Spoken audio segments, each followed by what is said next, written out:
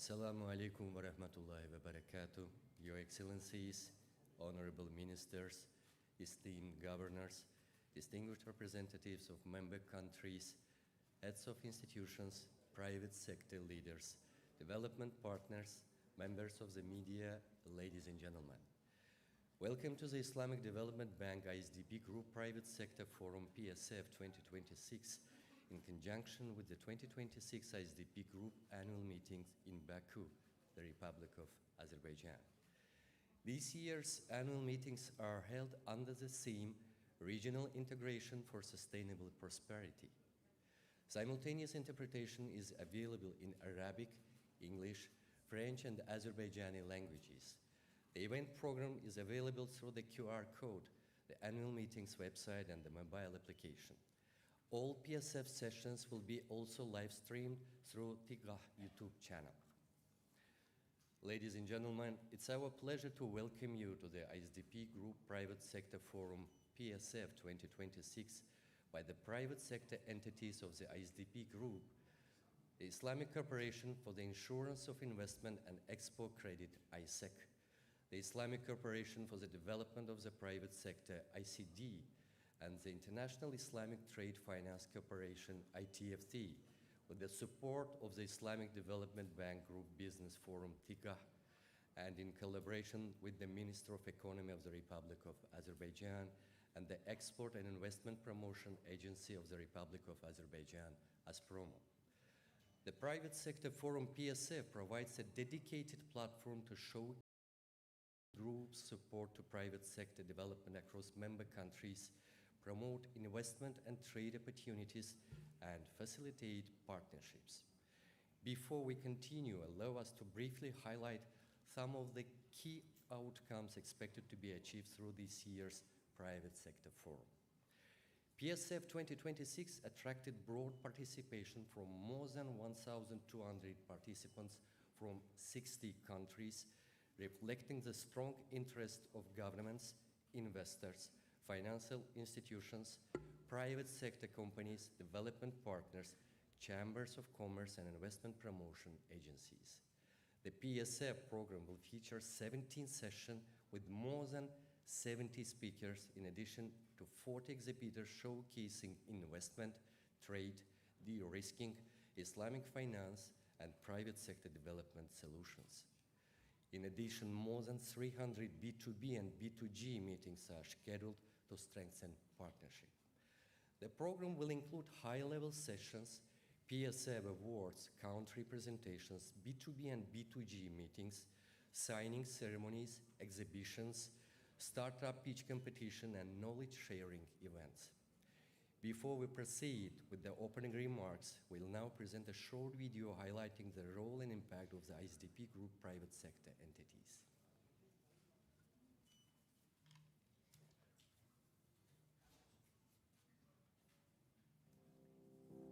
In a rapidly evolving global economy, nations strive to accelerate growth, achieve sustainable development, and create meaningful opportunities for their people. At the heart of this transformation lies a critical enabler: access to finance, and the ability to manage risk with confidence. Recognizing these needs, the Islamic Development Bank, IsDB Group, has built a powerful, integrated ecosystem designed to empower the private sector across its member countries. Through its specialized institutions, the group delivers comprehensive, Sharia-compliant solutions that drive investment, trade, and economic resilience. In an interconnected world, confidence drives investment. The Islamic Corporation for the Insurance of Investment and Export Credit, ISEC, protects businesses, investors, and financial institutions against political and commercial risks through Sharia-compliant insurance and reinsurance solutions. In 2025, ISEC transformed risk mitigation into tangible development impact, facilitating $889 million in essential goods and services, supporting more than 294,000 jobs, empowering around 6,000 SMEs, and advancing social infrastructure and digital connectivity across member countries. With risk covered, opportunities move forward. The Islamic Corporation for the Development of the Private Sector, ICD, is mandated to develop and power the private sector in its member countries. ICD finances development projects. It empowers businesses from large-scale to small and medium enterprises to grow, innovate, and lead. With partners, ICD has already created 245,000 jobs by 2026. That's impact. That's ICD. It is turning vision into sustainable success. The International Islamic Trade Finance Corporation, ITFC. Trade is the engine of economic activity. Through integrated trade finance and development interventions, ITFC connects markets, strengthens supply chains, delivers trade solutions, and unlocks the full potential of intra-OIC trade. In 2025, ITFC approved $9.3 billion in trade finance, supporting economic activity where it matters most.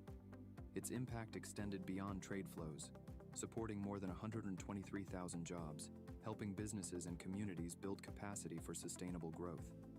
From trade flows to real impact, ITFC is advancing trade and improving lives. The Islamic Development Bank Group Business Forum, THICA. At the center of this ecosystem is THICA, a dynamic platform that connects opportunities with ambition. By promoting dialogue, partnerships, and deal-making, THICA strengthens collaboration across member countries and unlocks new pathways for growth. Together, the IsDB Group private sector affiliates delivers a seamless solution for your business journey. ICD finances your growth. ITFC powers your trade. ISEC protects your investments. THICA connects you to opportunities. An integrated ecosystem, a trusted partnership, a future of possibilities. ISDB Group private sector affiliates, empowering progress together.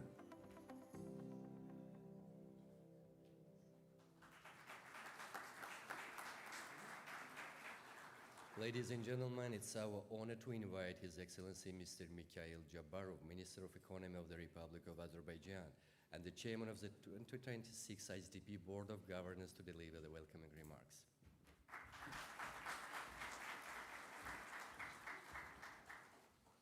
Assalamu alaikum wa rahmatullahi wa barakatuh, Your Excellency Dr. Mohammed Al-Jasser, Honorable Ministers, Governor of the Central Bank, ladies and gentlemen, brothers and sisters, dear participants. It's a great pleasure to welcome you to Baku for the Private Sector Forum 2026, held in the framework of this year ISDB annual meetings theme, Regional Integration for Sustainable Prosperity, which I do believe is highly relevant for today. I'd like to start my intervention with extending my thanks to His Excellency Dr. Mohammed Al-Jasser for his visionary leadership of the bank, for the great quality of cooperation that we have with all ISDB family member institutions. Of course, my thanks also go to my colleagues, fellow governors who have entrusted Azerbaijan with hosting this year annual event, and we look very much forward to productive work and a lot of outcome.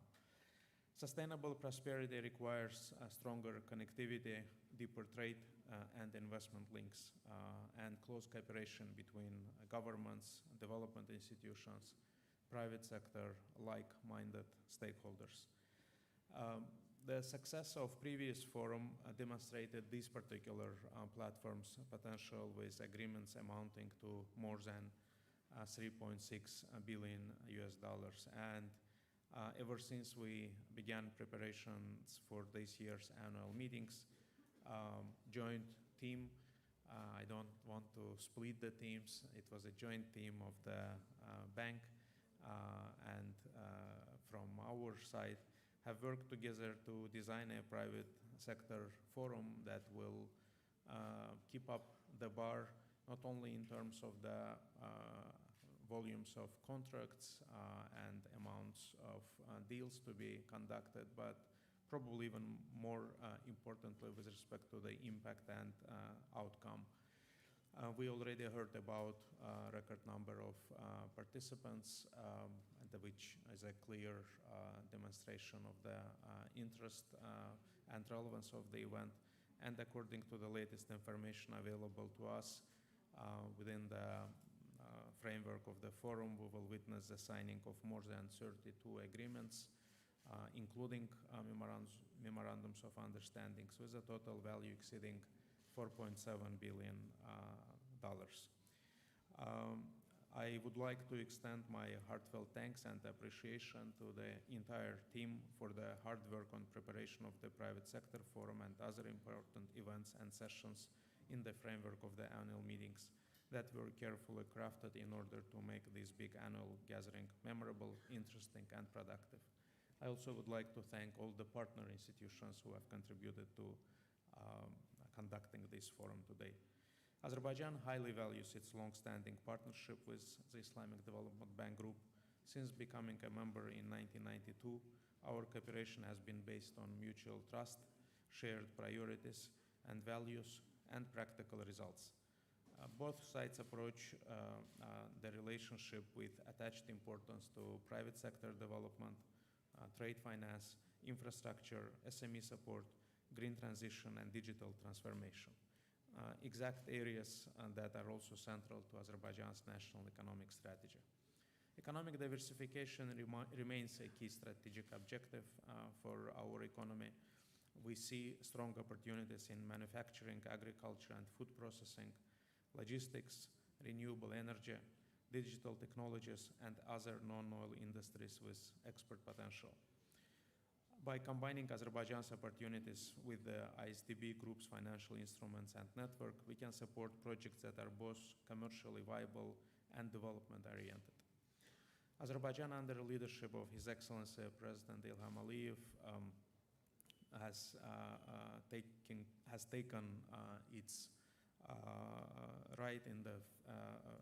taken its place in the family of the Islamic Development Bank Group.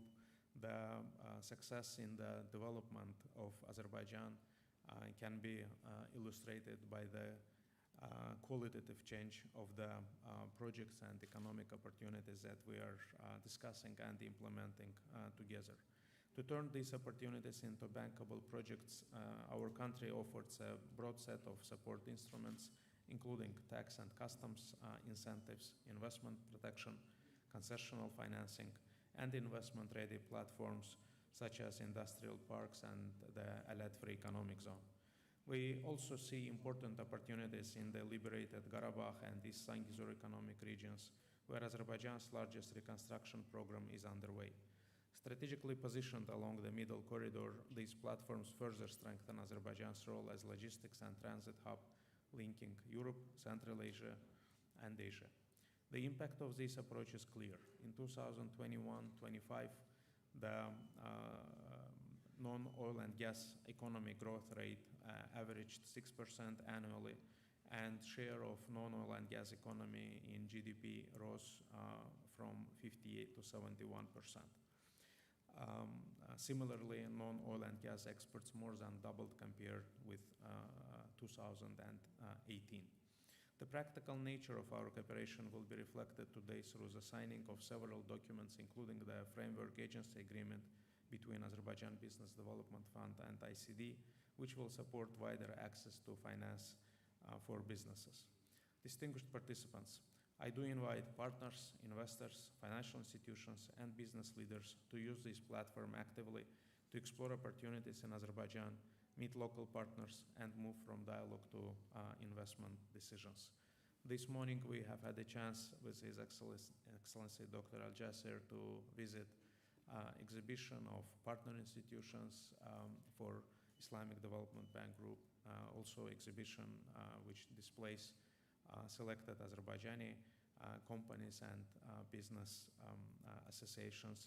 And I do invite you to find the time in your busy schedule.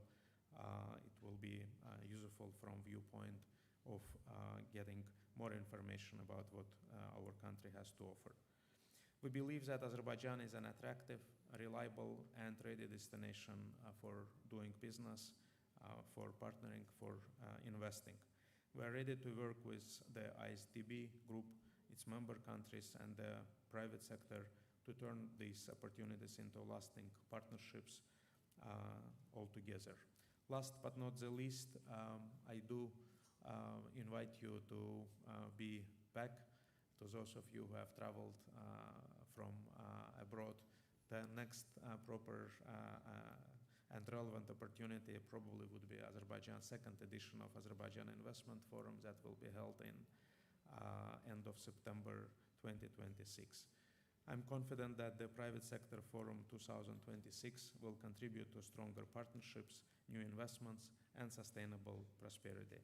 I wish you all productive discussions and profitable deals. Thank you very much.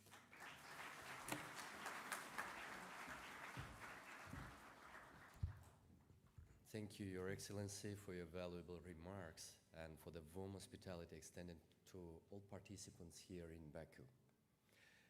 Ladies and gentlemen, it's our great honor to invite His Excellency Dr. Mohammed Suleiman Al-Jasir, Chairman of the Islamic Development Bank Group, to deliver his statement. We welcome Your Excellency to the stage.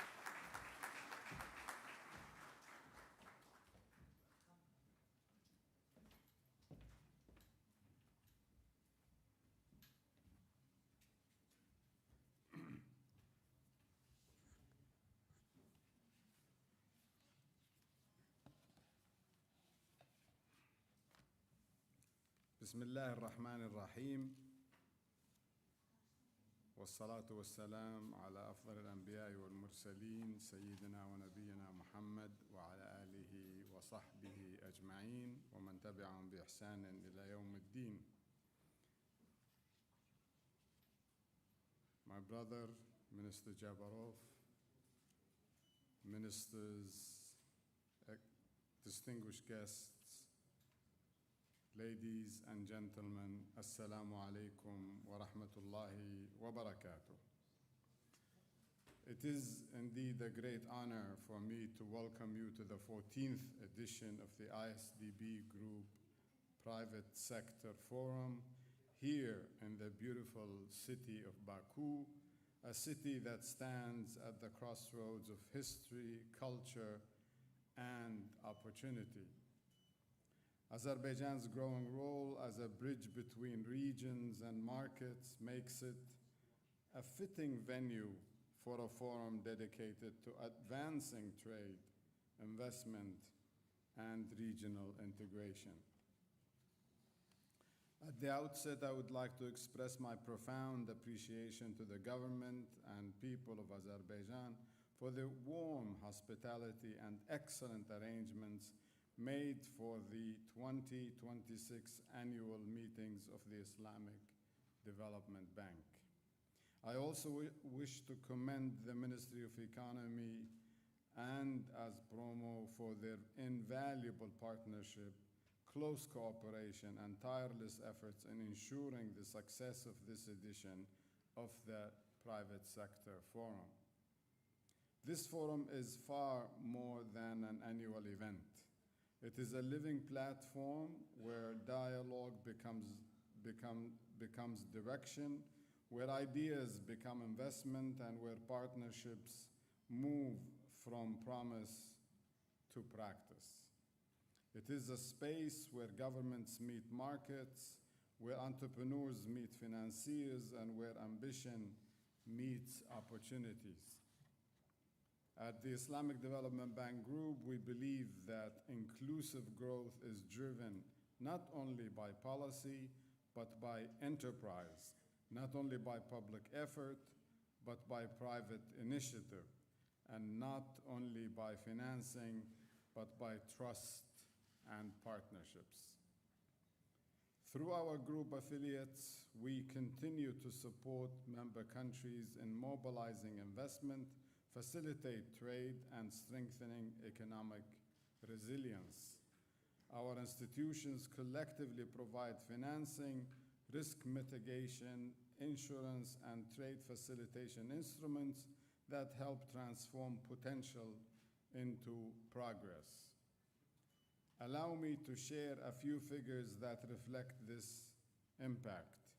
the Islamic Corporation for the Insurance of Investment and Export Credit, ISEC, since its establishment in 1994, has insured more than $139 billion in trade and investment flows across 51 member countries, including about $57 billion in transactions among member countries. In 2025 alone, ISEC helped expand access to finance for nearly 6,000 SMEs, supported over 294,000 jobs, and facilitated approximately $890 million in essential goods and services across food security, energy, health, and other critical sectors. The Islamic Corporation for the Development of the Private Sector, ICD, has financed more than 450 projects in 41 countries with cumulative approvals exceeding $7.1 billion since inception. These interventions have supported financial institutions, SMEs, industry, mining, energy, and transportation, key pillars of economic diversification and sustainable growth. The International Islamic Trade Finance Corporation, ITFC, has provided since its inception nearly $20 billion in trade financing, including significant support to SMEs through lines of finance to local and regional banks. It has also offered technical assistance programs to strengthen export capacity and deepen trade among member countries. Beyond financing, the group's business forum, Thiqa, has become a dynamic platform since its establishment in 2009, organizing more than 400 events, including over 70 investment conferences, and facilitating more than 1,500 B2B and B2G meetings, helping transform dialogue into investment, partnerships, and tangible business opportunities. These are not merely statistics. They are stories of lives changed, businesses built, and opportunities unlocked across our member countries. Your Excellencies, distinguished guests, at the Islamic Development Bank Group, we firmly believe that the private sector is not a supporting actor in development.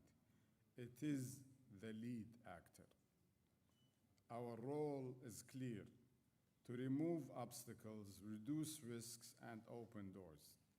We will continue to stand as a committed partner, mobilizing finance, mitigating risk, and enabling trade and investment that drives inclusive, resilient, and sustainable growth. I thank each of you for your presence and commitment. I wish this forum every success, and I look forward to the ideas, partnerships, and initiatives that will emerge, inshallah, from our deliberations. The ISDB Group will not merely observe the outcomes of the forum, we will help translate them into action. Thank you very much. Wassalamu alaikum wa rahmatullahi wa barakatuh.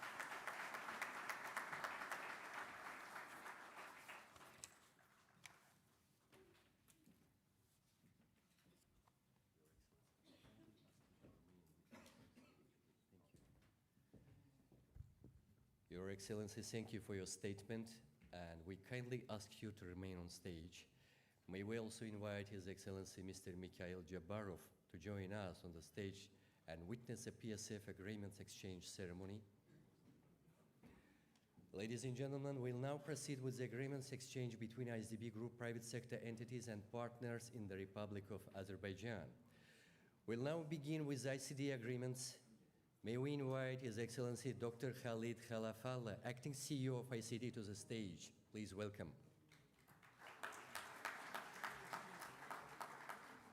We'll begin with the agreements exchange between the ICD and SOCAR, State Oil Company of the Azerbaijan Republic. Please welcome Mr. Rovshan Najaf, President of SOCAR, to join Dr. Khalid Khalafallah. For the agreement exchange between the ICD and SOCAR relating to cooperation in exploring finance, investment, and advisory opportunities in Azerbaijan. Congratulations to both parties.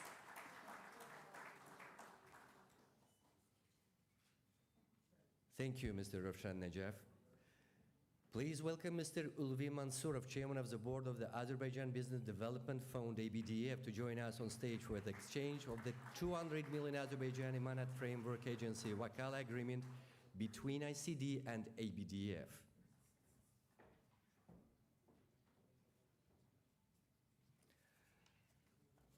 This agreement established a framework for collaboration in the provision of local currency line of financing facilities to financial institutions for onward financing of eligible private sector companies in Azerbaijan.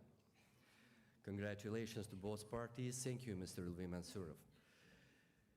Please welcome His Excellency Baghdad Amreyev, the President of the Turkic Investment Fund, TIF, to witness the ICD and TIF agreement. Please also welcome Mr. Ramil Babayev, CEO of TIF, to join us on stage for the exchange of a $50 million framework agency agreement between ICD and TIF.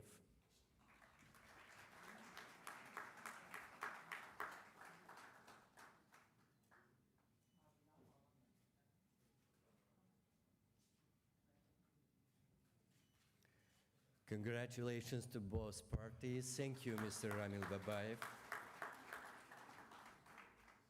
Please welcome Mr. Emil Masimov, CEO of AzerConnect Group, to join Dr. Khalid on stage for the exchange of the mandate letter between ICD and AzerConnect Group for a $20 million direct financing facility.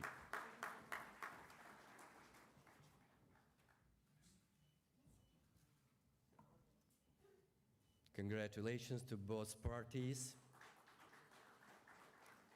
Thank you, Mr. Emil Masimov. Before we proceed with the final two agreements exchange, may we kindly invite His Excellency Mr. Taleh Kazimov, Governor of the Central Bank of Azerbaijan, to join us on stage to witness the next two agreements. Please also welcome Mr. Orhan Garayev, Chairman of the Management Board of Turanbank, to the stage for the exchange of a letter of intent for a $15 million line of finance facility with ICD.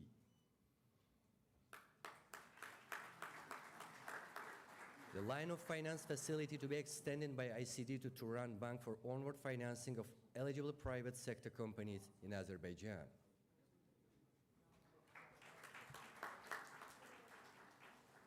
Congratulations to both parties. Thank you, Mr. Orhan Garayev. Thank you, Dr. Khalid. We'll now move on to ITFC agreement exchange. May we invite His Excellency Engineer Adib Yusuf Al-Ahama, CEO of the International Islamic Trade Finance Corporation, ITFC, to the stage.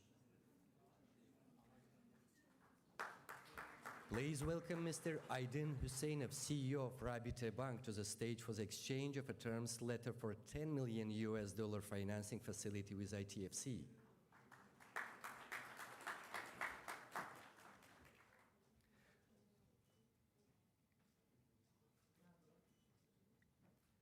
Congratulations to both parties. Thank you, Mr. Hüseyinov. And thank you, Engineer Adib. Your Excellencies, we thank you for witnessing the agreements.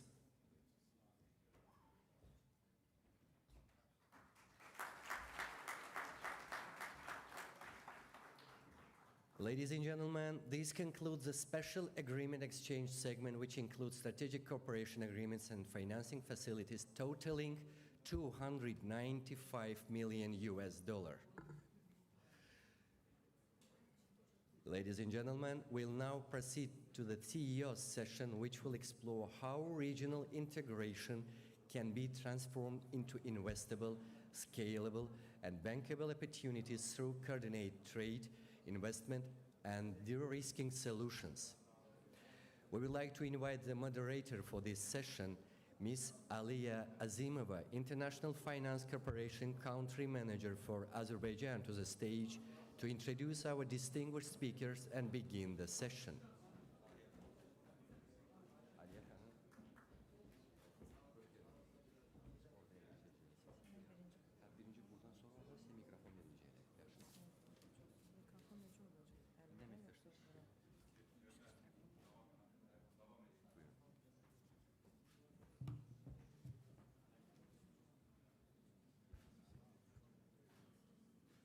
Good morning, Salam Alaikum, Your Excellencies, esteemed speakers, distinguished guests, ladies and gentlemen. Welcome to the CEO session of the Islamic Development Bank Group Private Sector Forum 2026, held on the sidelines of Islamic Development Bank annual meetings here in Baku, Azerbaijan. My name is Aliya Azimova. I am the head of International Finance Corporation's country office in Azerbaijan, and it is my pleasure to moderate today's panel on making regional integration investable, driving trade, mobilizing investment, and systematically de-risking growth. This year's annual meeting's theme, Regional Integration for Sustainable Prosperity, cannot be more timely. A few years ago, the case for regional integration was primarily a growth story. Today, it is equally a resilience story.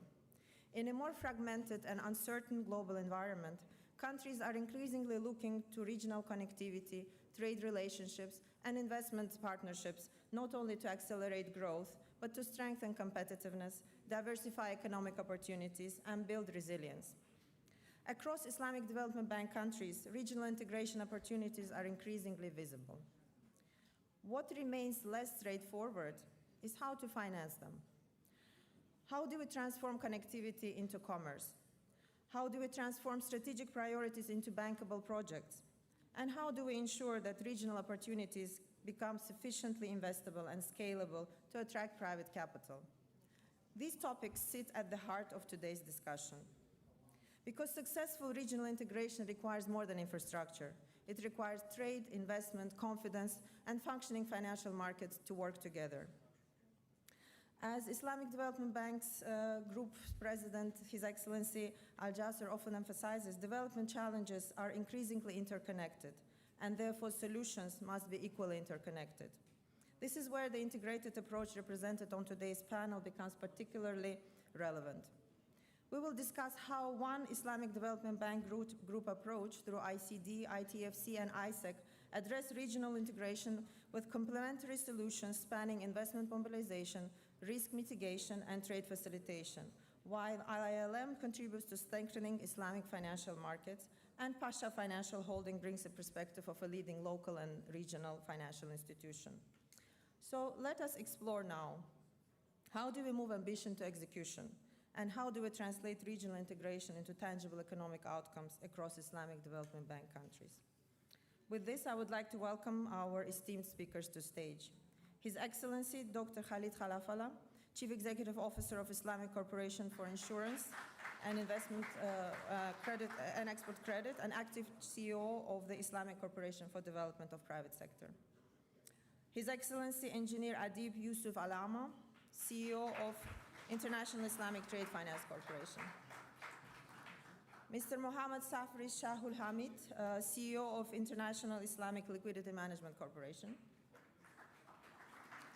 And Mr. Farid Mamadov, CEO of Pasha Financial Holding.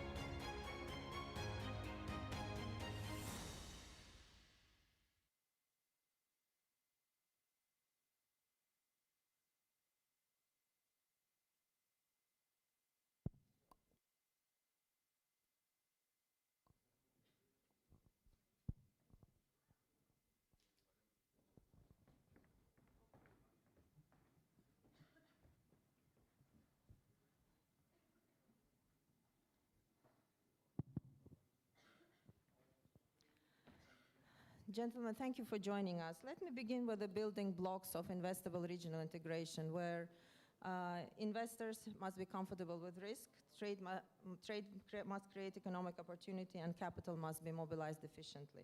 Dr. Khalid, let me begin with you. Regional integration projects often face both perceived and real risks across different jurisdictions. Even where opportunities are compelling, investors may still feel cautious.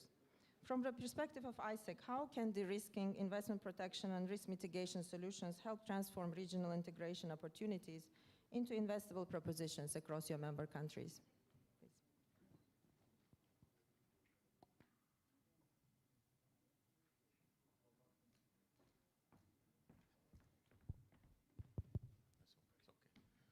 Thank you, Alia. Let me start with maybe give a high-level background on ISEC and what ISEC is created to do. As His Excellency the President in his opening remark, ISEC was established as a specialized credit enhancement institutions to basically do two roles: support the export of member countries globally, and also help attracting FDI by providing political risk insurance that will give comfort for both investors and financiers. Now, when it comes to regional integrations, obviously, trade was the main driver for us, export credit, for ISEC to do business and support the intra-OIC. And we used to report on annual basis on how much intra-OIC business we have done.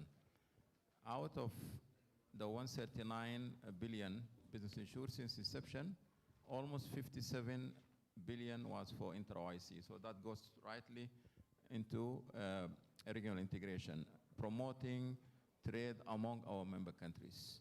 So on the trade side, this is done through our export credit, because normally the risk could either be real, because the exporter do not have information on the creditworthiness of the buyer, or it could be perceived because of lack of information or because of country rating at that level. Now, when it comes to investment insurance, the regional integrations come into two levels: supporting infrastructure, either rail projects or road projects that will connect member countries, especially neighboring countries, and this will also help indirectly promote and facilitate easiness of export across member countries. Through the history of ISEC, we have been instrumental in supporting infrastructure, particularly transport sector. And these are normally large projects, so ISEC will not be able to do it alone. We normally, in many of the cases, either we work with other multilaterals, insurer like MIGA of the World Bank, or Daman for the Arab countries, or ATD for African countries. And more importantly, we also work with European ECAs, because especially in the rail projects, most of the technology and industry are European-based or American-based, so either US EXIM or European ECAs like Eurohermes, like COFAS of France, CC of Spain, for example, because those are the ones who have mostly of the technology in the rail sector, the German, the Spanish, and the French. And successfully, we have done quite good number of projects. Just to give you one good example, even so it's not a regional integration, but it helped also the facilitation. We have been doing the metro in Riyadh in terms of supporting the reinsurance with European ECAs, the metro in Dubai. More importantly, last year alone, we did 3 railway projects by providing insurance cover in Turkey. One of them was close to the border with Azerbaijan, and also will help Turkey export to Georgia. So that's also supporting the regional integration in a way as a practical examples.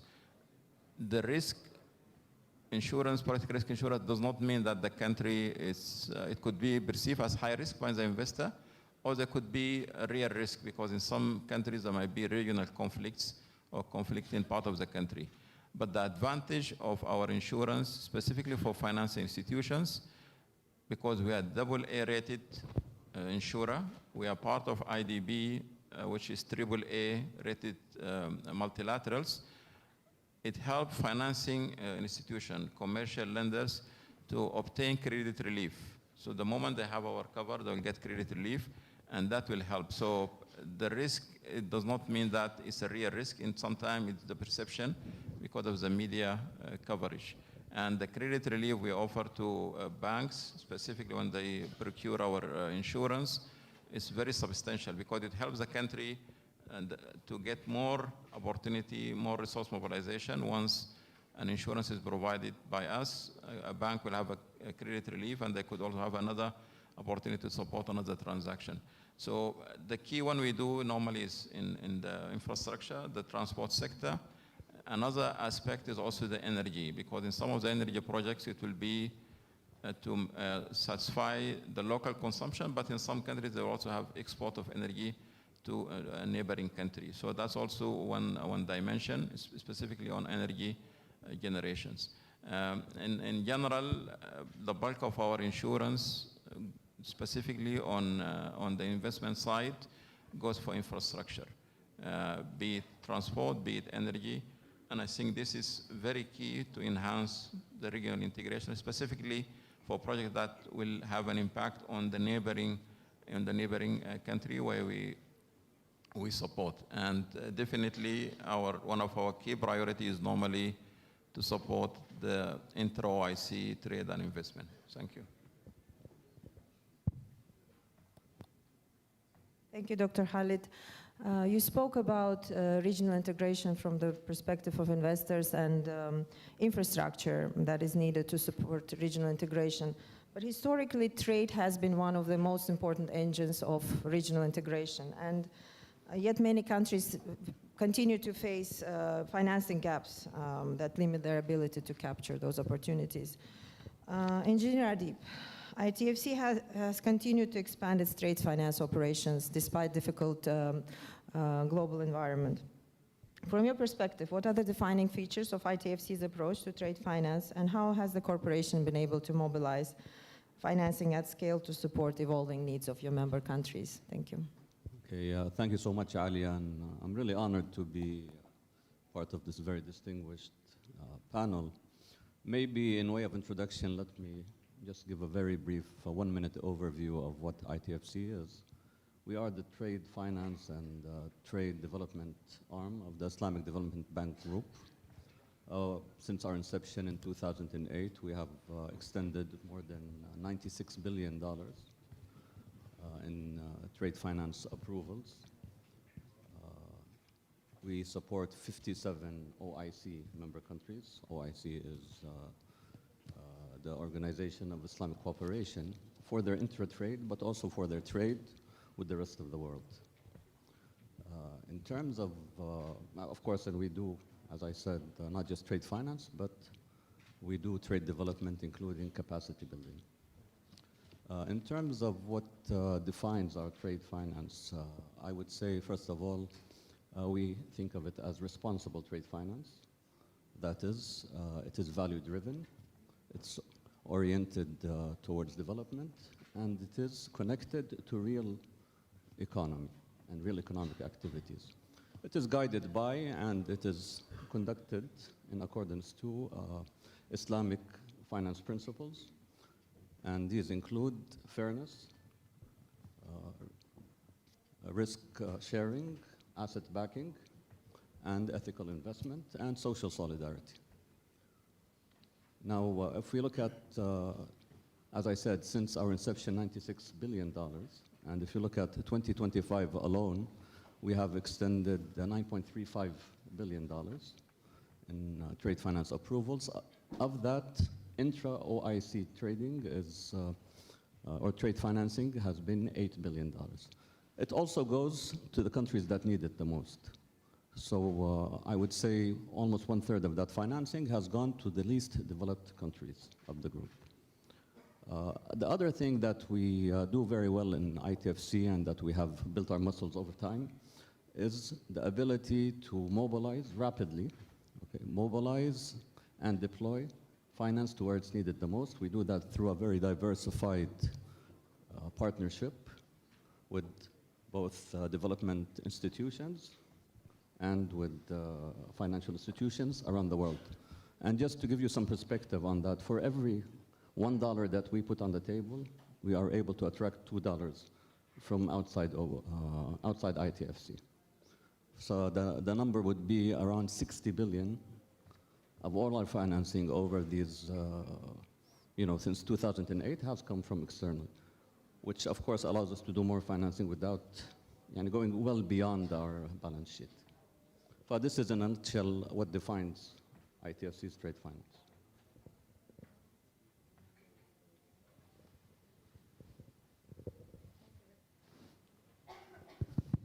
Thank you very much, Engineer Adi, for this overview and impressive numbers for mobilization that ITFC has achieved.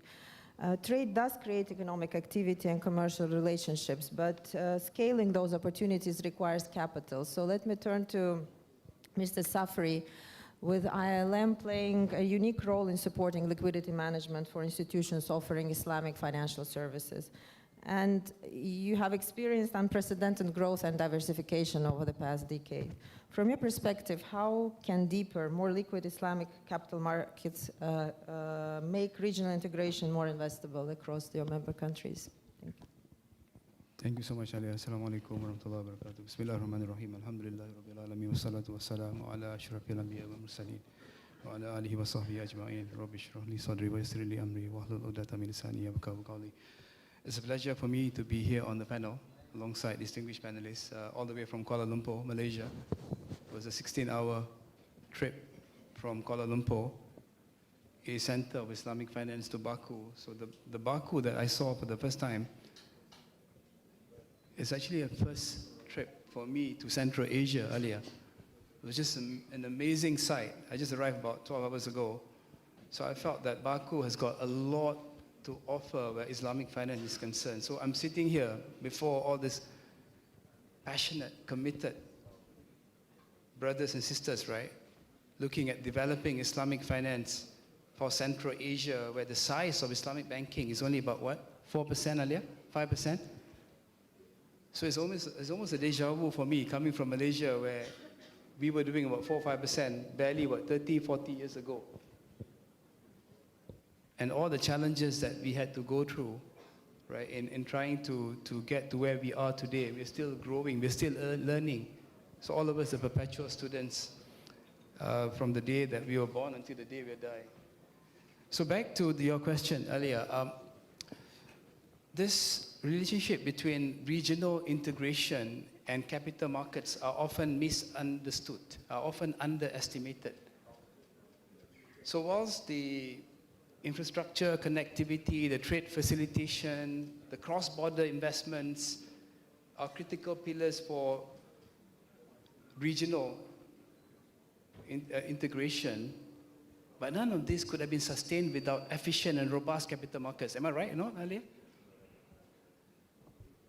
So from our perspective, from ILM's perspective, from the Islamic finance professionals' perspective, there are many ways that both could collide in a positive manner, including facilitating an efficient mobilization of savings across borders. We all know that many of the ISDB member countries have got significant pools of liquidities. Unfortunately, they are fragmented and concentrated within the domestic markets. Right, that's the issue. That's the issue with the Islamic world. So how do we address that? Right, so one of the challenges is actually to make sure that we have a robust Islamic capital markets to be able to unlock the significant pool of liquidities. And so in doing so, we need to be able to work together, to collaborate together amongst the ISDB member countries. Number two, deep and liquid Islamic capital market can improve investors' confidence and sentiments.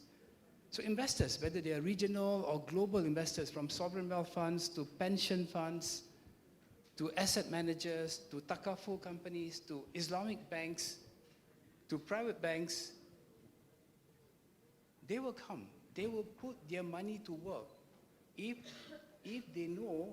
they can see that they are efficient and transparent pricing mechanisms, if they are active secondary markets. if there are robust liquidity management tools available in the markets. And then it will come in. So liquidity is not a convenience. Liquidity is a prerequisite to investment. It's not a byproduct earlier. So number three, and this is something that we are learning from Malaysian experience. A deep and liquid and well-functioning Islamic capital markets can help broaden the investor base and lower the funding costs. So Malaysia is a case study where 30 years ago, the size of the Islamic capital markets was very small, was so negligible. Today, some of the biggest infrastructure developmental projects in the Islamic world are funded by the Sukuk market, are funded by the Islamic IPO markets. To the extent that in Malaysia today, for example, even a gaming company, even a betting company would want to do Sukuk. Imagine a gaming company wanted to do Sukuk. Obviously they can't, right? But everybody wanted to do Sukuk. But that was not the case. That was not the phenomenon 30 years back. But today, because of the broadened investor base, because of the lower pricing, almost everyone, if you were to speak to everyone in the street, the CEOs, the CFOs, the head of treasuries in that part of the world, everybody wanted to do Sukuk. So that's number three. Number four, and this is actually very important, especially in the last 4 months earlier, right? Since 28th of Feb 2026, when the war started, right? We are living in the periods of market stress. And we all know that. Because of this volatility in the markets, banks, institutions will want to invest in high-quality liquid asset instruments that can be easily traded, right? And so that's where ILM comes in. And ILM has been playing this pivotal role of providing, supplying these high-quality liquid assets for the last 13 years. So we've been issuing about $2.5 billion a month. ILM, unfortunately or unfortunately, is the world's largest Sukuk issuer. Alhamdulillah. We account for about 36% of the market today. From 28th of February 2026 until April 2026, the market was completely shut. It was completely closed because of the war. The only issuer in the market is IILM, International Islamic Liquidity Market. And we have to continue issuing the Sukuk to be able to supply our high-quality liquid asset instruments to Islamic banks so that they can manage their liquidity in a more competitive, in a more efficient manner while they continue to support the overall global stability within each of their countries and regions. So in short, if I can just summarize on this question before I take a pause, successful regional integration is not about connecting economies. That was the case before in the past. Today, it's about connecting capital. It's about connecting liquidity. So deep, liquid, and interconnected Islamic capital markets can provide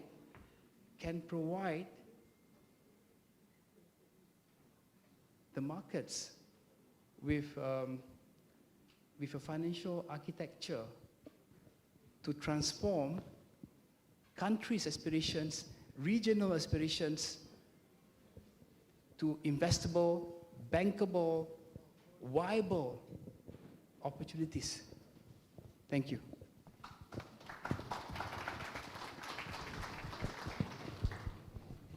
Thank you, Mr. Safri. Indeed, the recurring challenge has been to, in the emerging markets, has been to match the long-term investment needs with long-term sources of capital and capital markets and liquidity management institutions like ILM. It's good to hear that you continue your development role despite the global challenges. But even where capital exists, opportunities still need to be translated into real investments. With this, I would like to turn to Mr. Farid. And drawing on your experience in banking, investment, finance, insurance, and risk management, what practical measures, in your view, are needed to move regional integration projects from policy ambition to bankable and executable opportunities? Please. Thank you, Alia. Assalamu alaikum. I'm really honored to be part of this panel, excited to share regional perspective and private sector perspective, but also really proud as Azerbaijani that the country hosts such an important event. To give a context about Pasha Financial Holding, we own part of Pasha Financial Holding is largest banks in Azerbaijan, insurance companies in Azerbaijan, but also banks in Georgia and Turkey. So from 2013, when we entered Turkey and Georgia, and 2014, when we opened the bank in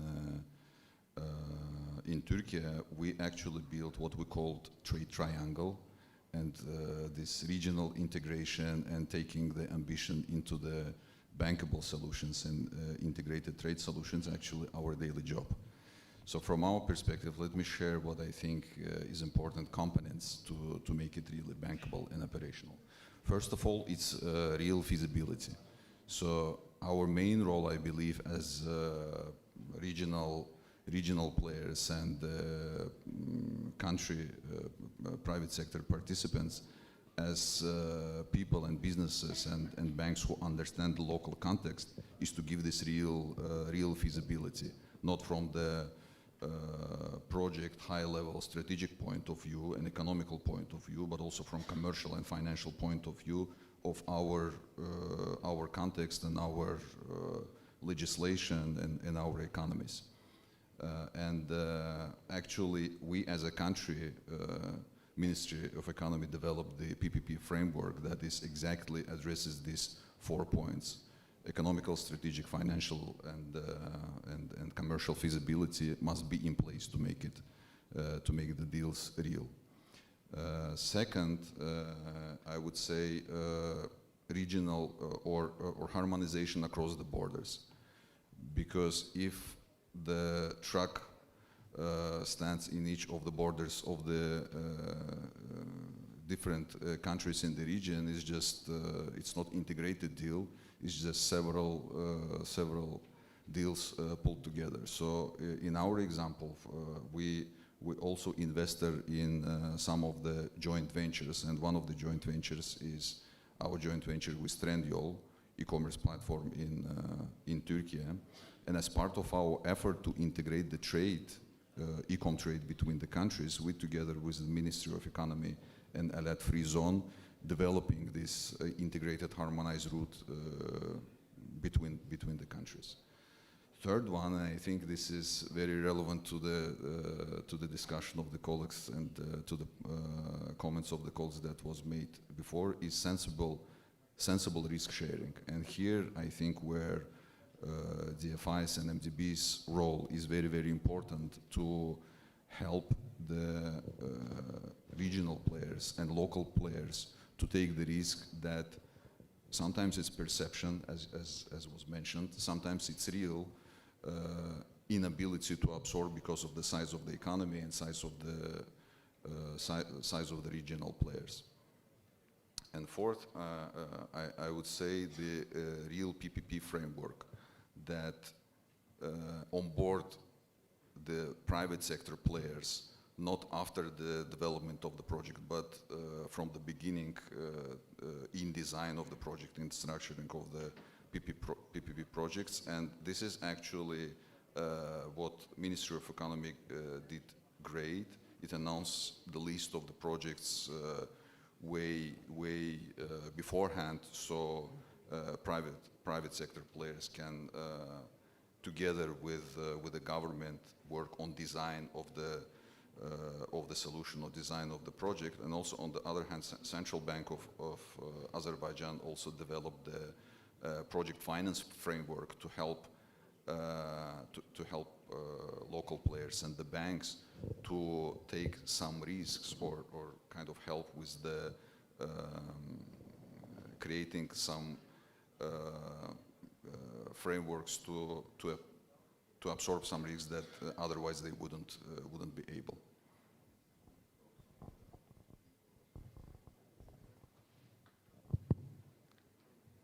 Thank you, Mr. Farid. Indeed,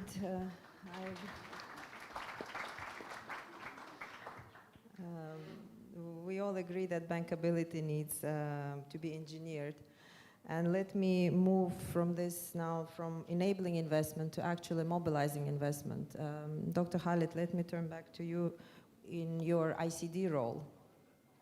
Once risks have been mitigated, opportunities identified, the next challenge is attracting private capital. From ICD's perspective, how can development finance institutions enhance project bankability and mobilize private capital for regional connectivity? Please.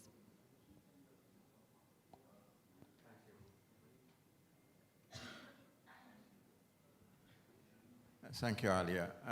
From ICD perspective, ICD do private sector support through resource mobilization by way of two channels.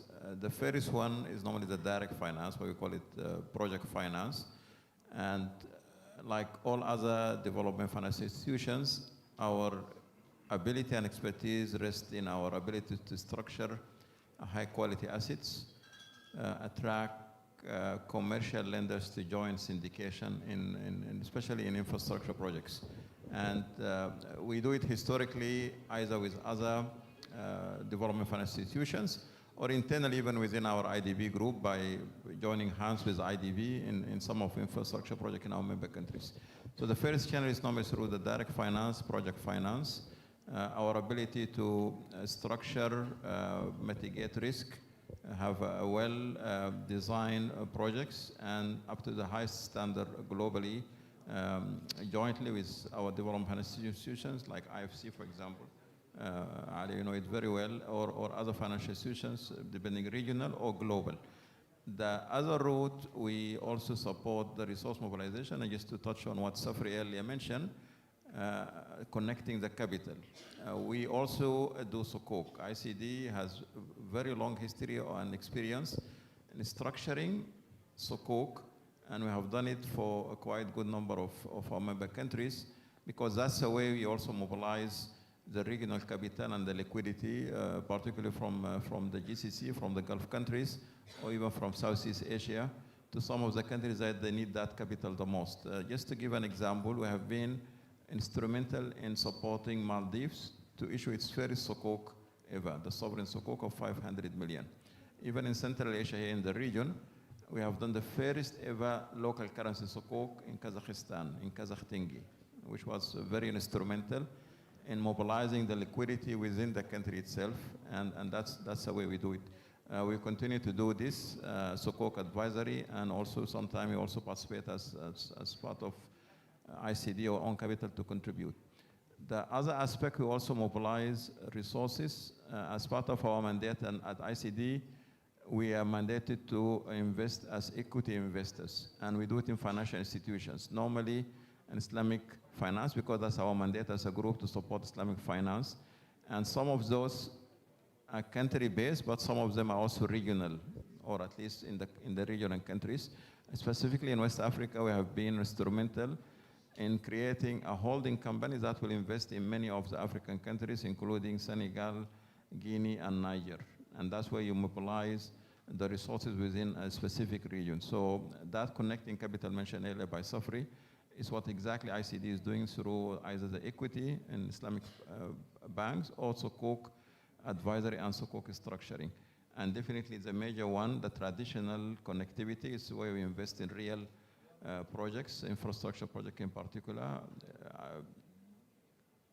mostly with other development finance institutions and commercial lenders, because typically those are big ticket deals. Transactions require huge capital investment, and none of the development finance institutions alone can do it. So we normally come as a syndicate of lenders, and that's the way we support those real connectivity in terms of the traditional transport sector, but also in connecting the capital across our member countries. Thank you.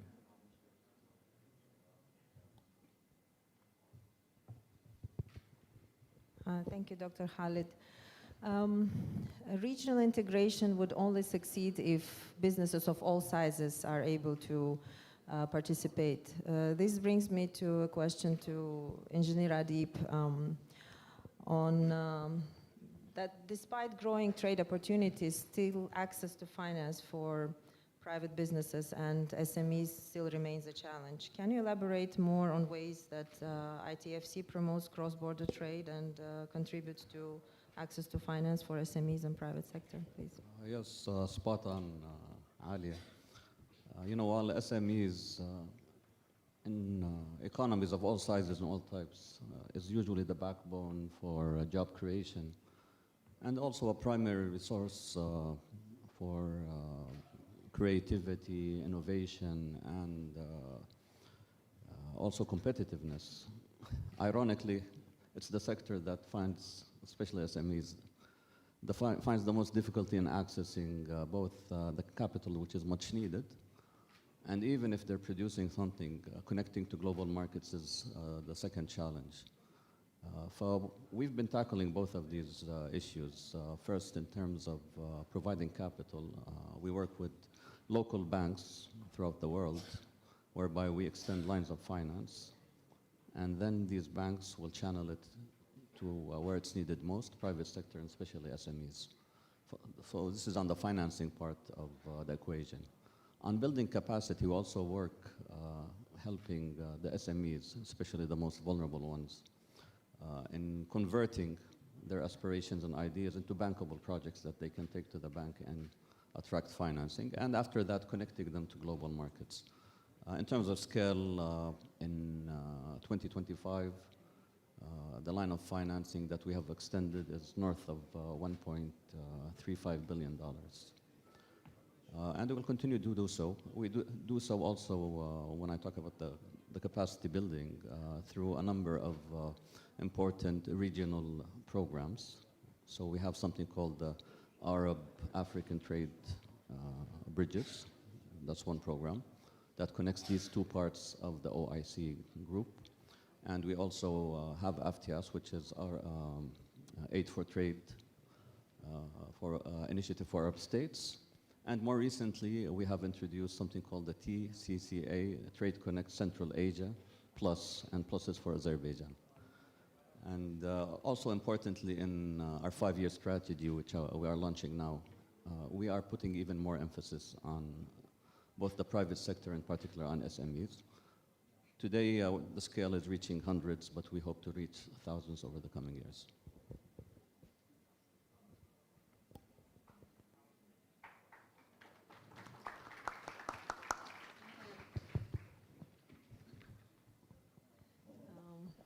It is great to hear that the pool of financing is expanding for SMEs because regional integration becomes meaningful when smaller businesses are connected to regional value chains, global value chains, and trade becomes more expanded for equal opportunities for export for various companies.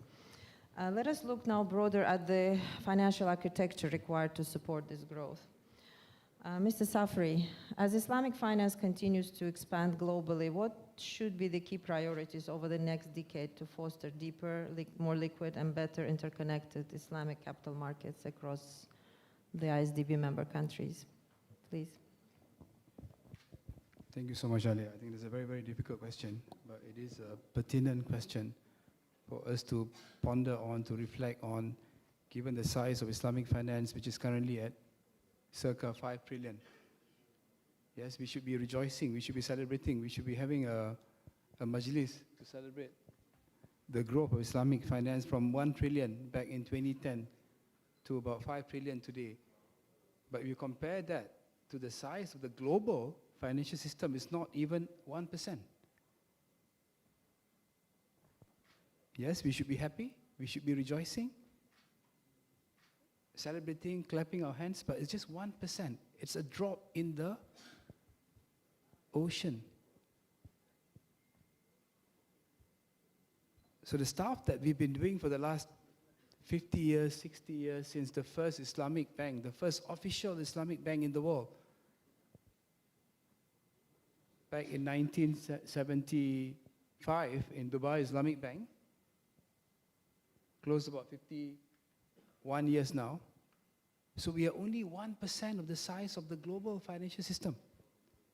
All the great stuff that the ISDB group of entities have been doing, as what Dr. Khalid, an engineer, have mentioned so eloquently, right?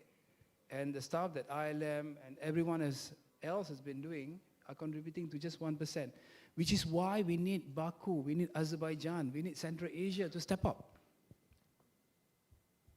We need everyone, we need all the ISDB member countries to start stepping up. If we are not helping ourselves, nobody else is going to be helping ourselves. Islamic finance. Are we going to be able to rely on the European markets? Are we going to be able to rely on the US to support the growth of Islamic finance? Can I get a show of hands? Can we rely on the US to support the growth of Islamic finance? Nobody is saying yes, right? Because everybody agrees, right? So it's down to all of us. So we need to have this integration, the cross-border integration. The first response to that question is that the cross-border integration is key, and we have to do it now. The reason why the conventional finance has been able to develop a wide range of money market instruments, repo instruments, liquidity management instruments, and they've been doing it for the last, 30, 40, 50 years. So it is time now for the Islamic finance, for all of us to develop our own Islamic finance ecosystem. Start small, 4%, 5%, grow it to 10%. So long as there is a commitment from the country, from the sovereign, from the government, from Ministry of Economy, from Ministry of Finance, from the central bank, there is a top-down commitment, we are going to be able to do it. Back to Malaysia, we were only at 5%. 30, 40 years ago, we are now at 40, 48%, close to 50% now. And we are still learning, we are still evolving, we are still growing. There are still mistakes that we have made, and we will continue to make mistakes. And that's how we are going to be able to grow from 4 or 5% to a more respectable percentage. I just have a question to the panel, right? I mean, I'm just going to turn the table around. What is the population of Azerbaijan? 10 million. What is the population of Muslim in Azerbaijan? Almost 100%, right? So what is the population of Muslim in Central Asia? Central Asia as a whole. Can I assume more than 80%? And the size of Islamic banking is only at 4%. That means that there is a tremendous opportunity. The only way for Central Asia, the only way for Azerbaijan is up. So cross-border integration, active secondary market, harmonization, standardization is key, right? For us to be able to achieve, right, a more respectable growth in Islamic finance. So, but before we do so, whether we are working with each other or whether we are working in isolation, so which is better? Obviously the former. And this is why ISDB, MDBs, so even within ISDB, we have ICD, we have ITFC, we have ISEC, for example, and then we have sovereigns, right? All of them can play a catalytic role in crowding in private capital to support the growth of this Islamic finance to the next level. So the other issue when it comes to Islamic finance, the Islamic economy as a whole, back to ILM, for example, let me just tell you a story, right? I think it's a good time to tell a story before I take a pause. I know we are... In the Islamic world, there are only 4 countries rated A flat and above. Only 4. UAE, Kuwait, Saudi, and Qatar. Yes, there's no prize for guessing. So Qatar is the 4th. and only 4 countries rated A flat and above by S&P, which is a problem, right, for Islamic finance. This is when it comes to credit enhancement, when it comes to multilateral support, players such as IsDB can play that role to provide that comfort. Because I'm sure within IsDB member countries, there are projects, right, Alia? There are projects where you are with IFC, Dr. Khalid is with ICD, for example. There are so many projects which are deemed as fundamentally viable. Unfortunately, they're not deemed as bankable because they lack that support, especially in the Islamic world. So that's where we need the support from everyone, right? Where the risk allocation, where the project bankability is concerned. So in short, so when it comes to this cross-border integration is very important, right? Active secondary market trading is important. The development of reliable and robust liquidity management is key, especially for Islamic banks to grow from 5 trillion today to 10 trillion to 20 trillion. Ireland, for example, we have doubled the growth in the last 2 years, and we feel that it is not enough. We are not able to play that catch-up because Islamic banks are growing. Islamic banks are mushrooming, including Pasha, I believe, right? It is growing. But as and when Islamic banks continue to grow, so will the need for them to manage their liquidity better, because we cannot afford to have another Northern Rock. Everyone knows about Northern Rock, right? Before I take a pause.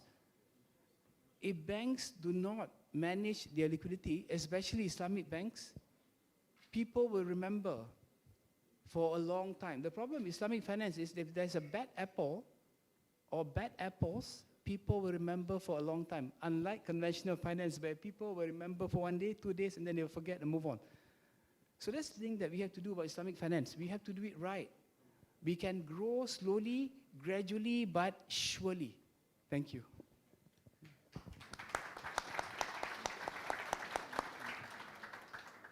Thank you, Mr. Safri, for this comprehensive and insightful intervention. You spoke about the role of various stakeholders, and you challenged countries like Azerbaijan to step up its participation in expanding the pool of opportunities. So I would like to turn to Mr. Farid. With your experience in financial world, can you elaborate on how local and regional financial institutions can collaborate with MDBs and DFIs to structure risk and come up with investable and bankable opportunities, please? Yeah, thank you for the question. Thank you for quite passionate, quite elaborated contribution. And there is really, as Mr. Mohammed said, from here only up, we can go, and some numbers also assure and kind of show that it's happening. So, for example, in Central Asia, intra-regional financing flow in last 2 years increased almost 50%. So it's really showing that we are in the beginning of the journey.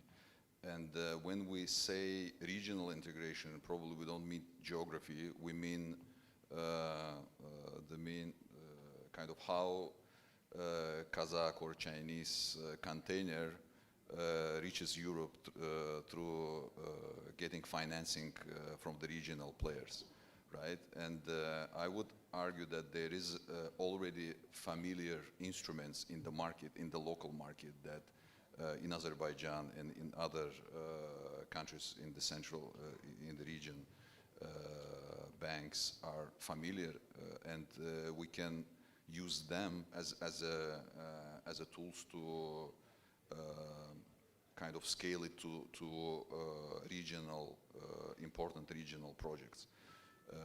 So as a proof of the local market, I would say there are 2 instruments which is very familiar to local players, private players, thanks to long-term participation of DFIs and MDBs in the region. One of them is AB lending structure, where DFI takes contributes with their balance sheet the A part of the financing and attract local players as a secondary risk taker for the B part of the financing.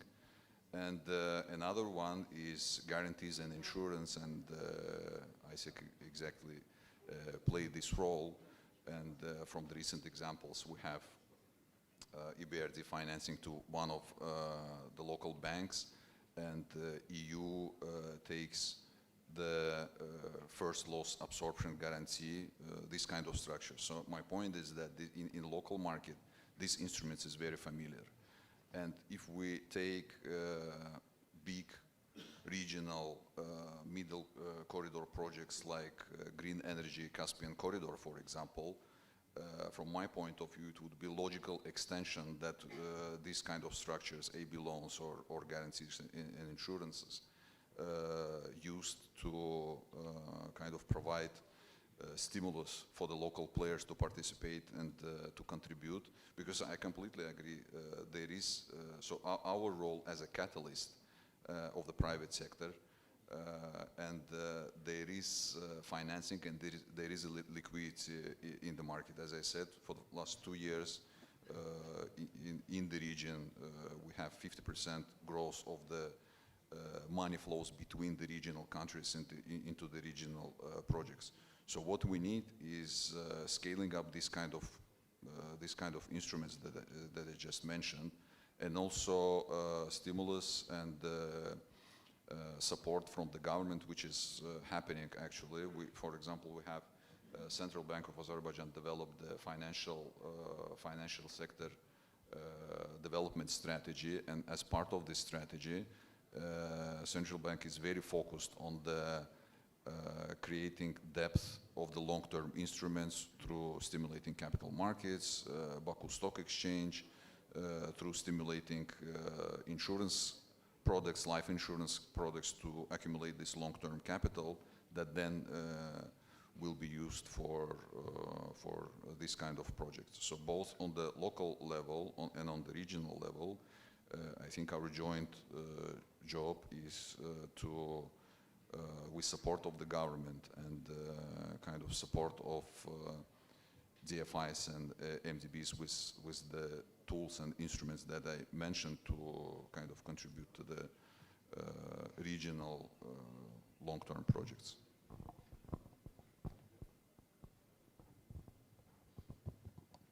Thank you, Mr. Farid. So we're on the journey. We're not at the destination, and the journey will continue. So both local, regional players and global partners need to step up to collaborate with each other.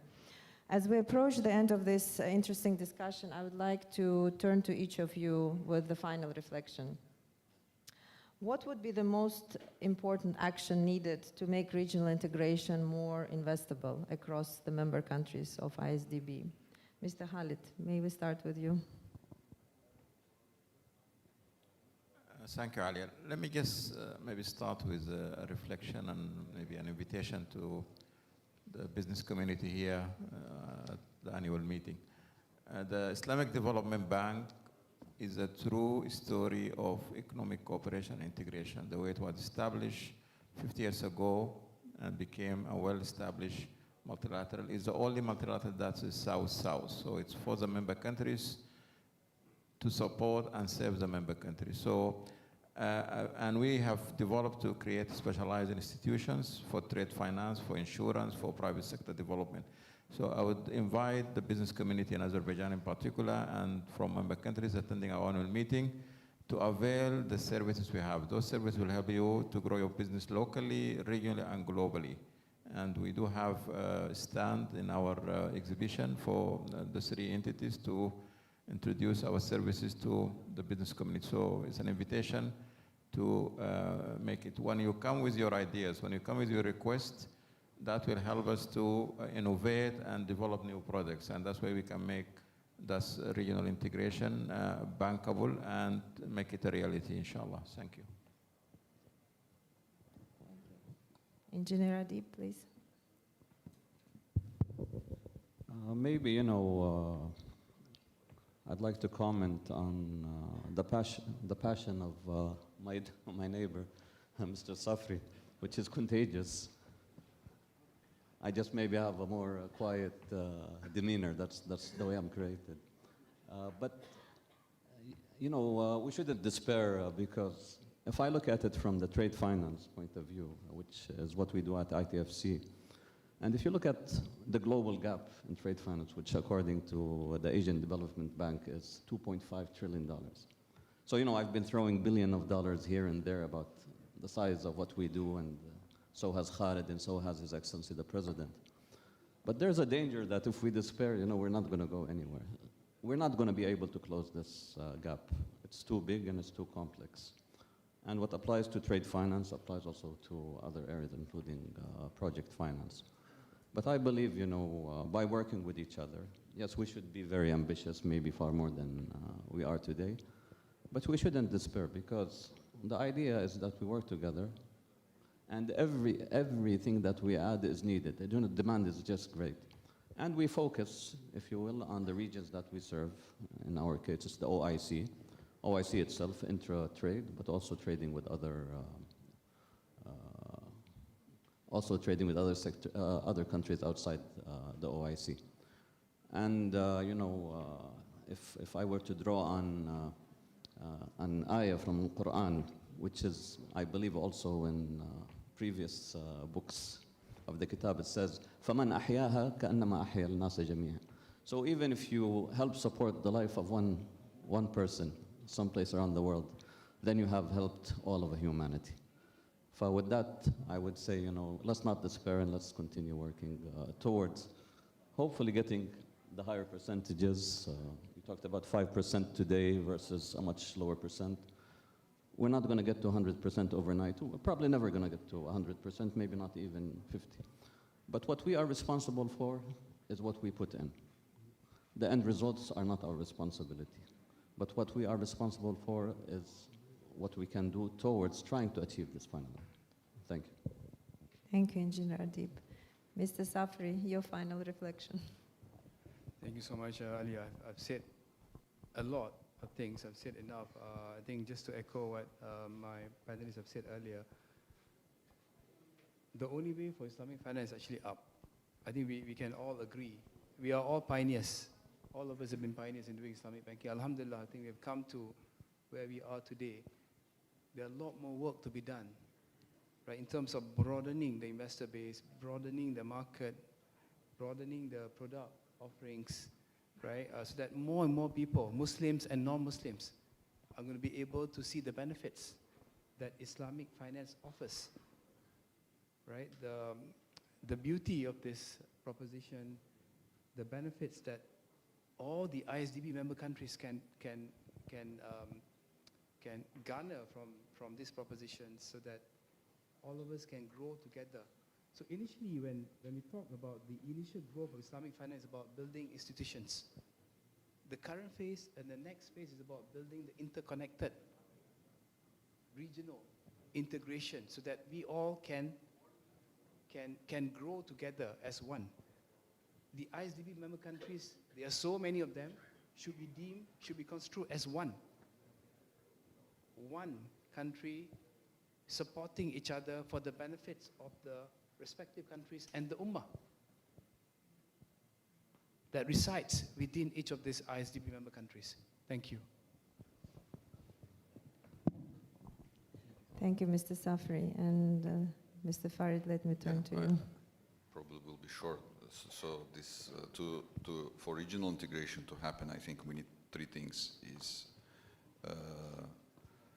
the risking by DFIs and MDBs and support of the government, relying on the expertise of the local players of the private sector in the region, and the third, which is I think the most important probably, is execution by the corporates and SMEs, and Engineer Adib talked about SMEs, which is I think super crucial and important to focus on that to make it real impact in the region and to have real spill out effect on the economy. So in Azerbaijan, I believe this is happening from those examples that I provided, and we need to work together to make it rule and they like business as usual, not an exception.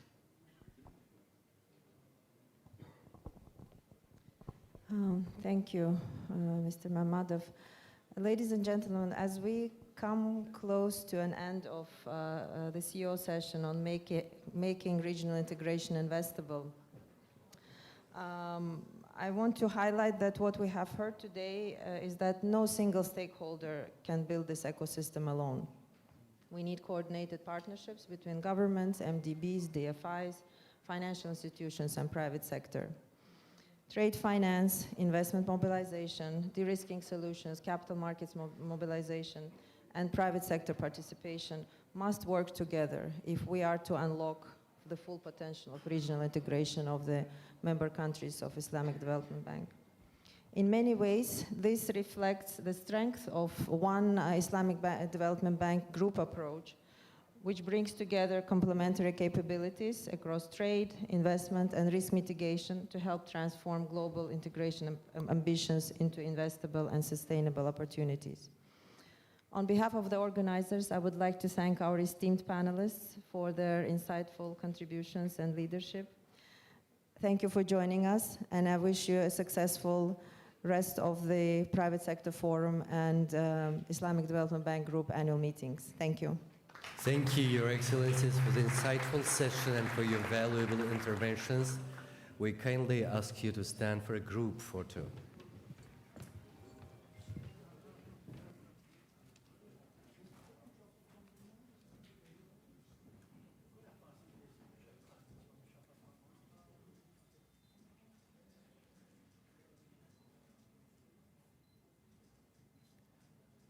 Thank you. May we kindly ask Dr. Khalid Khalafal and Engineer Adib to remain on stage.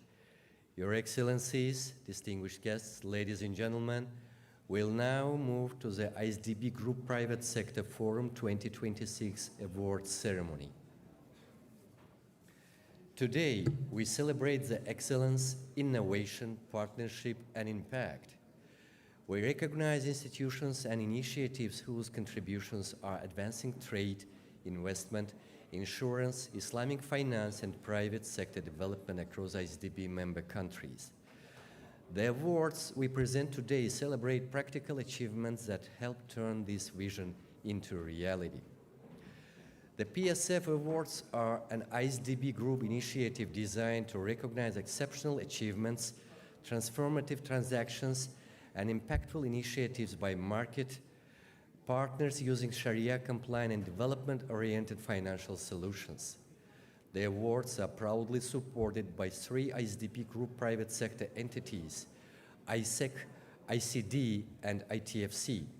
Each nomination has been reviewed through a dedicated assessment process guided by excellence, impact, innovation, and a contribution to sustainable development. We'll now begin the awards presentation. May we invite Mr. Yusuf Abdullayev, Executive Director of Aspromo, to the stage. Please welcome.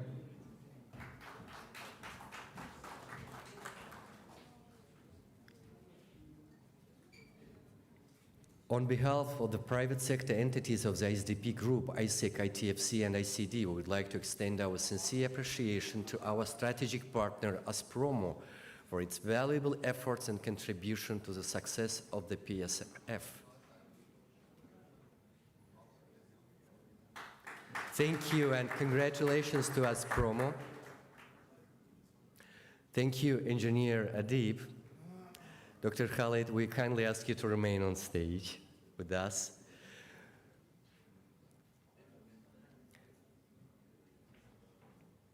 We move on to His Excellency Dr. Khalid Khalafal, Chief Executive Officer of the Islamic Corporation for the Insurance of Investment and Export Credit, ISEC, to present the ISEC Awards. Ladies and gentlemen, the first ISEC Award is for the ISEC Most Impactful Project of the Year. And the winner is First Abu Dhabi Bank.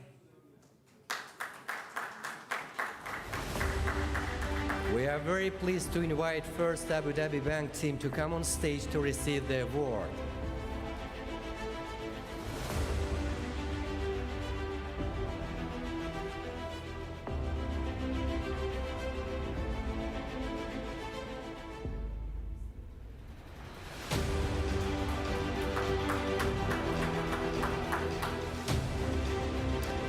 Congratulations to First Abu Dhabi Bank.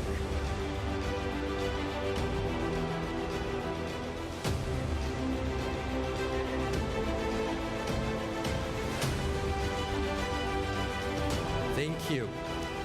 The second ISEC award is for Most Innovative Trade Development Initiative of the Year. In this category, we have two winners. And the winner are Agrobank and Standard Chartered.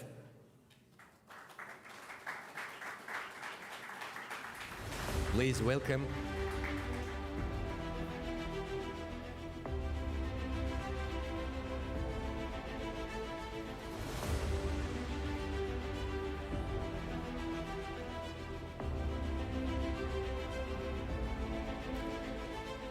Congratulations to Agrobank and Standard Chartered.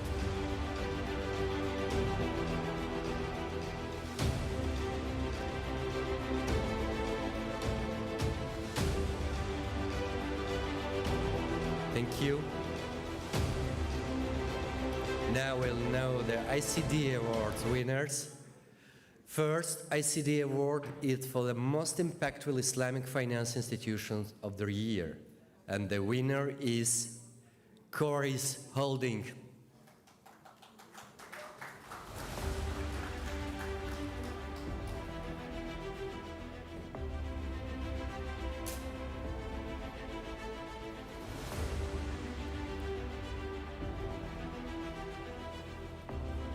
Congratulations to Coris Holding.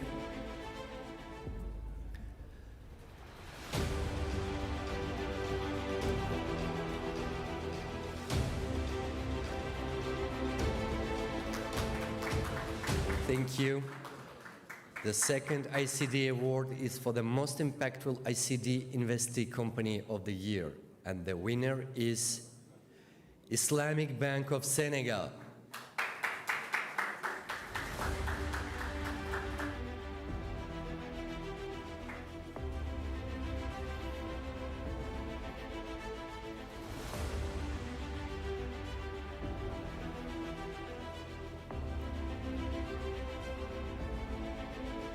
Congratulations to the Islamic Bank of Senegal.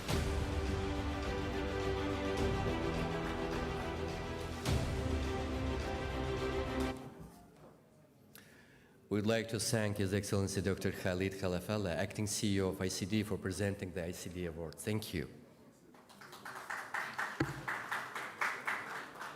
We now have the pleasure of inviting His Excellency Engineer Adib Al-Aama, Chief Executive Officer of the International Islamic Trade Finance Corporation, ITFC, for ITFC Awards. The first ITFC Award is for the Trade Finance Deal of the Year, and the winner is Turk Exim Bank.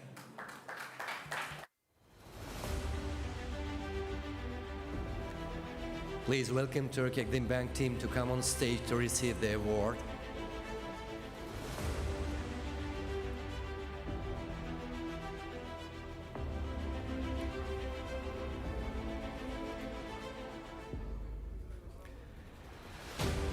We kindly invite Turk Exim Bank team to come on stage to receive the award.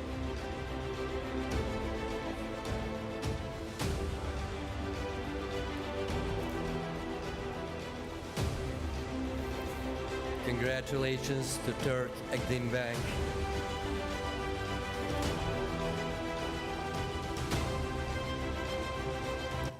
The second ITFC award is for the most outstanding contribution to intra-OIC trade development. And the winner is Foreign Trade Training Center of Egypt. Please welcome FTTC team.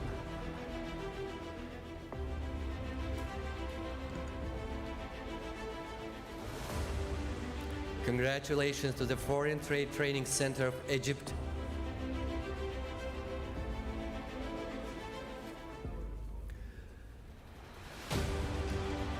We thank His Excellency Engineer Adib for presenting the ITFC Awards. Your Excellency, thank you. Dear participants, we kindly ask you to take your seats. Our ceremony continuing. Thank you. We would like now to introduce the IsDB Group WIPA Investment Excellence Awards and provide an overview of the award categories. And please join me in welcoming Mr. Ismail El-Shahin, Chief Executive Officer of the World Association of Investment Promotion Agencies, WIPA. Please welcome.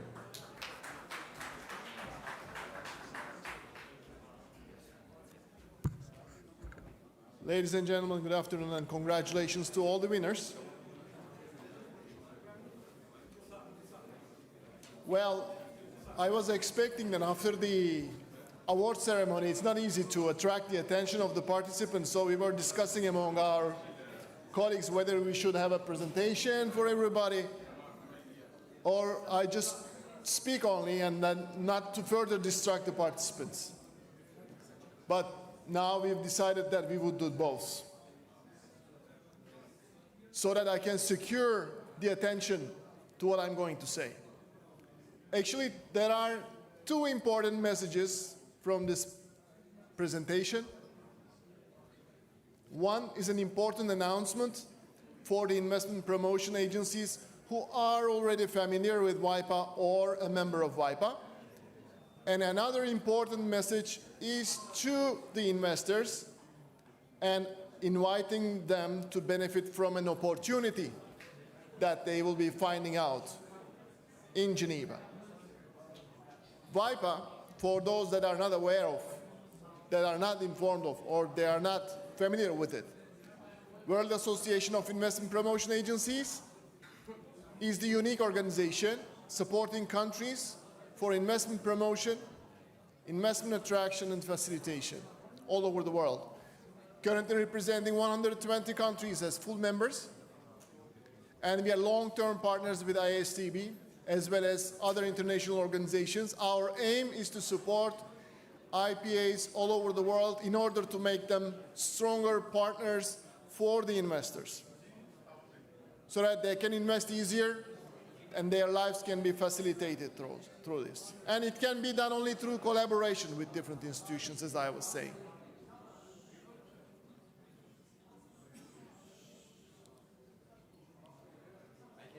No worries. I can handle it. I am being challenged whether will I be able to attract attention. Apparently, I'm not saying anything important so far, so I will be coming to the important portion of what I'm going to say. Well, WIPA has been organizing awards, awarding IPAs so far over the 3 years period, with the jury membership of different institutions, with World Bank, with ILO, UNIDO, ITC, and many others. And now we have come to the conclusion that we would do a new awarding with the ISDB, and I am pleased to launch it in front of you today. The first WIPA ISDB awards under two categories, and the IPAs are going to be awarded for it.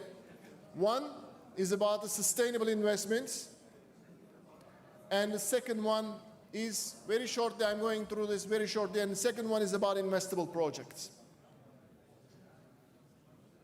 For the sustainable investments, as you do know, what WIPA is promoting, what we expect from the IPAs is to promote good investments. What does that mean?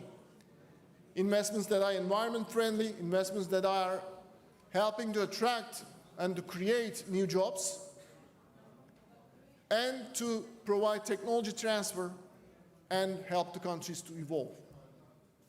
When it comes to the Sustainable Development Goals, IPAs are taking even more and more stronger roles. So we would like to see IPAs contributing it efficiently. And we will be awarding the IPAs that are successful in doing it together with the ISDB. And the second category is about investable projects. Many IPAs are facing challenges to provide proper pipelines of investable, bankable projects that can be easily invested in by the investors. Those that are going to be successful to do so and showing outstanding performance are also going to be awarded by this first initiative together with ISDB, and I'm really proud to announce it in front of you today. And we will be announcing the results at the World Investment Conference this year in Geneva from 10 to 12 November.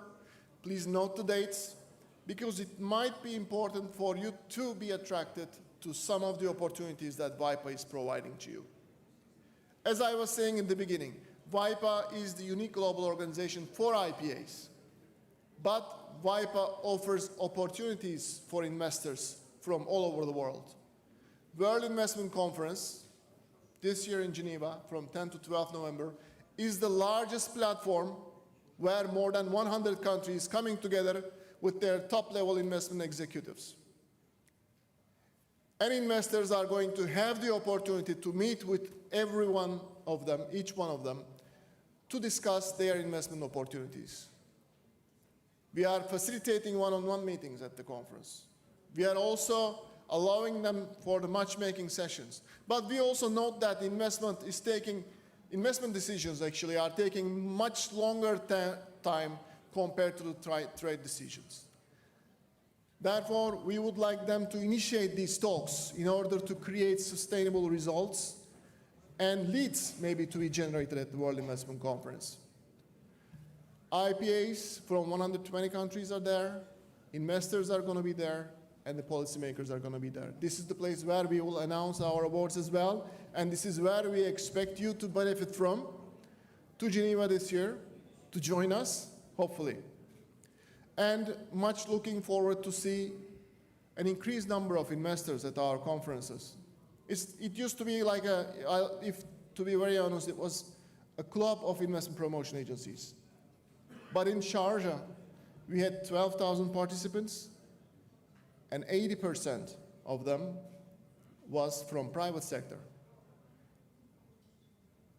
And this year, during the 30th World Investment Conference in Geneva, we expect ever-increasing number of investors to be represented at the World Investment Conference. So you're all invited to benefit from this opportunity, and my IPA colleagues are invited to apply for the first WIPA ISDB award. And thank you very much again for giving me the opportunity, and wish you a very successful conference. Thank you. Thank you, Mr. Reshain. Ladies and gentlemen, this brings us to the end of the IsDB Group Private Sector Forum 2026 Award Ceremony. We extend our warmest congratulations to all award winners. We thank ISEC, ICD, and ITFC, in addition to distinguished partners, judges, nominees, winners, and all participants. We'll now proceed with the ISEC session titled De-risking Trade and Investment for Regional Prosperity.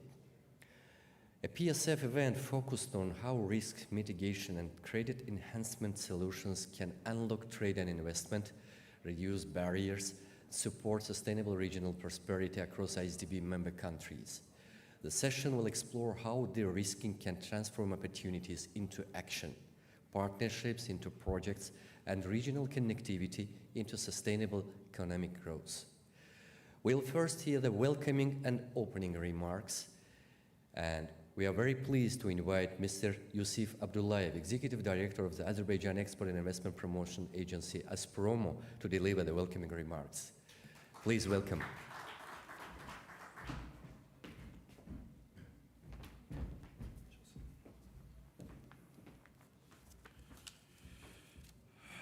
Dear Ceyhun, thank you very much. Excellencies, distinguished participants, welcome to Baku. It's a great pleasure to join you today in this important discussion. First of all, I would like to extend my sincere appreciation to the Islamic Development Bank for convening this side event, and to organizers and partners for bringing together an audience to address one of the most critical challenges facing our region. how to unlock greater trade, investment, and sustainable growth by reducing risk and strengthening confidence. Today, both South Caucasus and Central Asia regions stand at the pivotal moment. Our economies are strengthening ties, interconnecting through transit route, energy networks, digital infrastructure, and growing people-to-people ties. At the same time, the global economy faces troubling uncertainties, from geopolitical tension and supply chain disruption to climate-related challenges and financial volatility. In such circumstances, the ability to efficiently manage risk has become a substantial element for economic development. Ladies and gentlemen, Azerbaijan views regional connectivity and economic cooperation as one of the key drivers of long-term prosperity. Azerbaijan has established itself as a strategic hub for energy and transport. Furthermore, we aim to become a hub for international trade and investments as well. Through major infrastructure investment and continuous economic reforms, we have strengthened our role in connecting markets across the east-west and north-south corridors, facilitating the movement of goods and services. Such as between 2020 and 2025, Azerbaijan's total trade turnover more than doubled, rising from 24.5 billion to 49.4 billion US dollars. At the same time, Azerbaijan is actively pursuing economic diversification. While our energy sector remains an important pillar of the economy, our vision extends far beyond hydrocarbons. We are creating new opportunities for domestic and international investors in priority sectors that will shape and boost future sustainable growth. Over the past decade, we have established a number of industrial zones specializing in target sector, such as pharmaceutical, textile, heavy and light industry, and machinery. We are actively developing a Lat-free economic zone designed to strengthen a process of economic diversification and promote international logistics. The Baku International Sea Trade Port now serves as a principal logistic hub on the Caspian. Baku-Tbilisi-Kars Railway provides direct rail link between Asia and Europe, cutting transit times for freight considerably.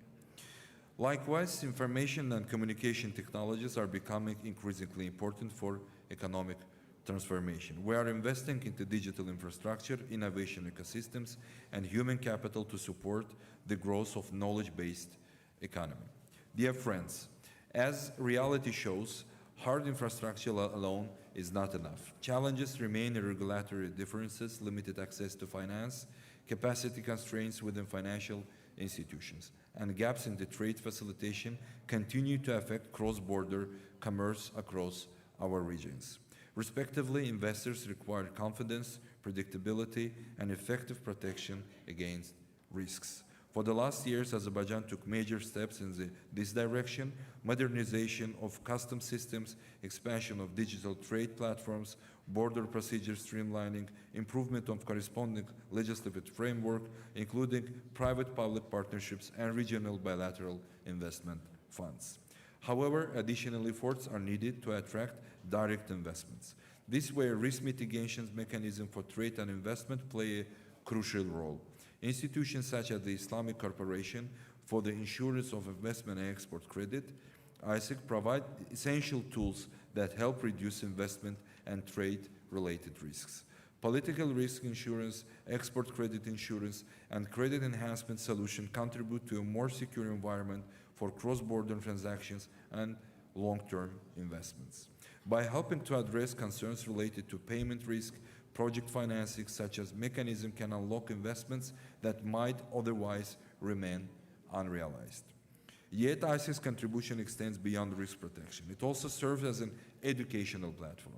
Through its engagement with investors, commercial banks, export credit agencies, development financial institutions, and governments, it promotes greater awareness of risk-sharing mechanisms and their potential to mobilize capital for strategic projects. This convenient role is particularly important for emerging and developing markets, where viable projects often struggle to secure financing due to perceived rather than actual risk. Ultimately, the risk is not only about insurance products or financial tools. It's all about building trust. It enables commercial lenders to extend larger financial lines, encourages institutional investors to enter new markets, and facilitates greater participation of the private sector in infrastructure, renewables, logistics, agriculture, manufacturing, and other priority sectors. In doing so, ISIS contributes to the mobilization of FDI and support the implementation of projects that generate sustainable economic growth, employment, and regional connectivity. It's about ensuring that investors, businesses, and communities can confidently participate in the economic opportunities that our region offers. Dear guests, let's consider this panel an excellent opportunity for our audience to discuss these issues. We anticipate actionable insight on how Sharia-compliant trade finance and investment insurance tool can be effectively deployed to support regional trade integration.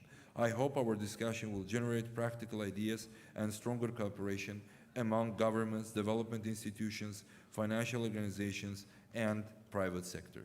Thank you very much for your attention, and I wish you a productive and successful event. And in the end, I would like also to say a couple of words of appreciation to CEO of WIPA, Mr. Ismail El-Shaheen, becoming the part of this process and helping our agency as Promo once again to become a regional director for Central Asia within WIPA. Thank you very much for this support, and I also would like to hail our friends for Ambrosetti House. So welcome, warm welcome from Italy. So this is our strategic partners for our first International Investment Forum and for the second edition, and I do believe for the next in the future in a row. So once again, thank you very much for your attention. Thank you, Mr. Abdullayev. Now I would like to invite my dear colleague, Ms. Huda Hafsa, on stage. Please welcome. The floor is yours. Thank you. Thank you so much. Bismillah ar-Rahman ar-Rahim. Alhamdulillah wa salatu wa salam ala Rasulillah. Your Excellencies, distinguished guests, esteemed speakers, ladies and gentlemen, Assalamu alaikum wa rahmatullahi wa barakatuh. In today's world, opportunities are abundant